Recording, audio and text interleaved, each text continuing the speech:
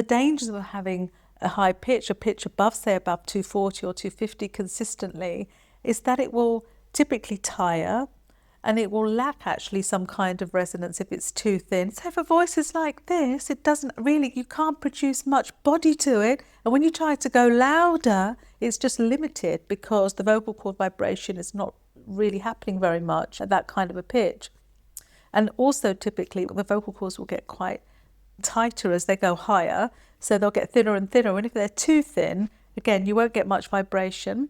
So then there'll be strain involved because say you have to go to a place where it's quite noisy, or you're doing a whole podcast for a day or something like that, or having to go out in the evening, all of that will put a strain on the voice. And a very thin high voice just won't be able to sustain that. So there is definitely such a thing as a pitch being too high. And usually that's something above an average frequency of around 240 or so, but it could be lower than that. For some people, aiming for something that feels a bit easier to produce and often will sound more natural. And that's the other drawback of having too high a pitch. That's sometimes why people come for an opinion, because they'll say something doesn't feel natural about my voice.